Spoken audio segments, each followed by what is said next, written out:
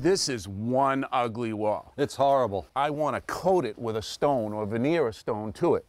And to do that, we're going to use these panels. They're 6 by 24 inches long. And in the back, you can see that they're individual pieces of stone that are all epoxied together. And when you look at it in the front and it's set in place, this quartz stone looks like a dry laid wall. And it goes up very quickly. You look at this wall that we've already done, we've put on what's called a scratch coat. And that's a 1/2 inch of Portland mortar that's been troweled with a 1/2 inch trowel. This is all ready to accept the stone. But before you get to this part, there's a lot of work that has to be done to the wall. In order to get the scratch coat to stick to the wall, we have to get this wall back to bare concrete. That means we got to take this brown stain off it. See these ridges? I want to take and knock them off and smooth this wall out so we can make a nice application of that stone. And it's all going to start with power washing. We're using a special nozzle today designed for stripping paint. It has 3 jets of water that come out and rotate to help remove the stain.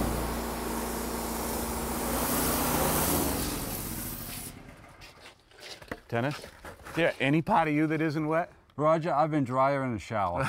Yeah, well, you're my type of guy. There's a little bit of stain left on the wall. What I'm going to do is come behind you with this 5-inch brush on a right angle grinder and just clean it up. So stand back.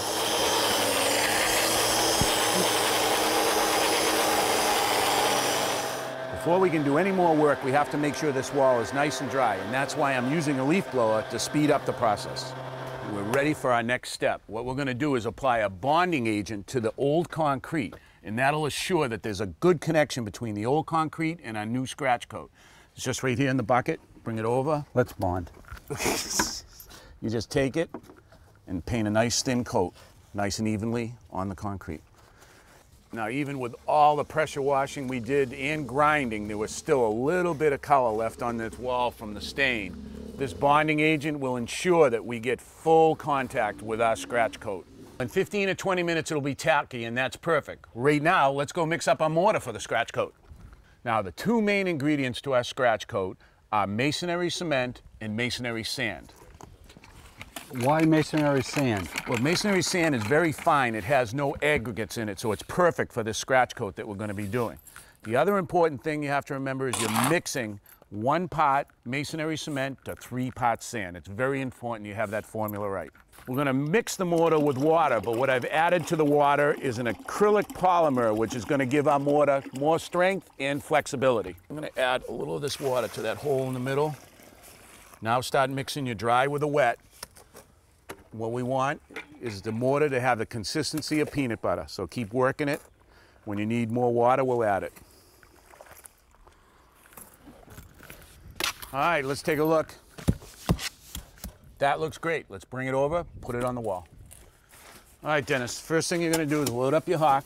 That's plenty. I'm going to bring it over to the wall and grab your trowel. Now, this is a notched trowel, but we're going to use the smooth side for now. So what we're going to do is place the hawk down, and we're going to wipe on the wall. You're trying to get about a good 1/2 inch layer on here, all right? Okay. Starting from the bottom, working your way up. Once you get that on, we'll go back and get some more mortar.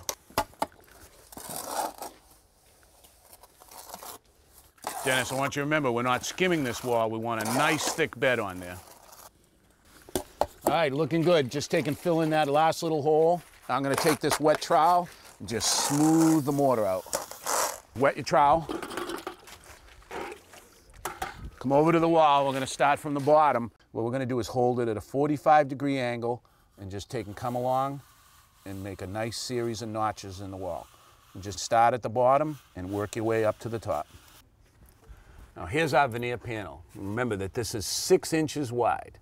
Now if I set this panel on top of the asphalt during the winter in a freeze-thaw cycle, or during the summer when the asphalt heats up, it could actually push up on this and pop it right off the wall. So what I did is I snapped a reference line at 6.5 inches. We're going to take and hold the panel, the top of it, up to that reference line. That's going to leave us a 1/2 inch of space underneath so that the asphalt will never push on the stone. You ready to put some stone on the wall? I'm ready. Let's go. Now we're going to start on the corners. The manufacturers actually made it so that two pieces of stone will weave together on the corner and make a perfect match for you, so we don't have to do any cutting. So this piece gets installed first. The first thing I have to do is wipe the back of this stone with clean water. That's going to take off any dust that's going to be on the back of it, but it also wets the stone, and that helps the whole curing process and makes for a stronger bond. Now with the stone nice and clean, I just have to butter the back of it. We want to get about a 1/2 inch of mortar on here.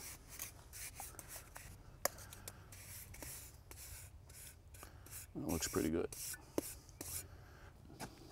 Now we're just going to bring it over to the wall, and we're going to take and stick it right in place. Now what I want you to do is take this piece, clean it off, and then butter the back of it for me so we can marry it right up in this corner. Slide it right over, up. All right, come to me with the bottom of it. I'm going to close this up. That's perfect right there. All right, now I'm going to take this shim and slide it right underneath the stone. That's going to give us good equal spacing all the way along and also hold this in place so we can build on top of it. All right, let's get another stone.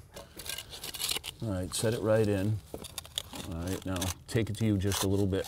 Hold on. Now push it down tight. I'll take the rubber hammer and tap her back. Get it nice and seam nice and tight. Okay. Now the majority of the pieces we're going to be using today are 24 inches long. They're going to make up the whole field. But here in the corners it's a little different.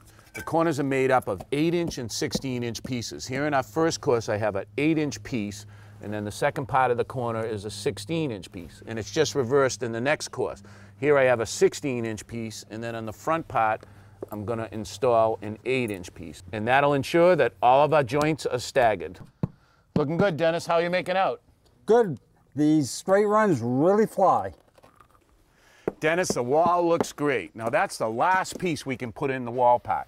It's time to think about the cap. The manufacturer sent us the same stone, but it's wide and it's got a rock face edge on it to hang over the wall. This is going to be our cap. You can see the front edge is sawn cut, so when we bring the two together, we're able to make a nice mortar joint. So take a couple shovelfuls and put it on top. Now with all the mortar up here, grab your hand trowel. All right, Dennis, this looks good. Let's take and drop this in. What I'm looking for is about 1 inch overhang. So bring that out a little bit. Okay, now take your hammer. Let's tap this right down into that bed of mortar. Go ahead, all the way, keep banging. Okay, that looks pretty good. Roger, the full-size pieces, we can't get any more in here. Right, what I'm gonna have to do is cut tapered pieces, fillers, to fit underneath the cap and on the top of the wall. I take a couple measurements, do a layout, cut it with a diamond blade, and then the pieces will look just like this. Well, what do you think? Roger, it's amazing. This wall, far cry from that ugly wall that was here this morning. Well, it was a lot of work, but it was worth every minute of it. It sure was.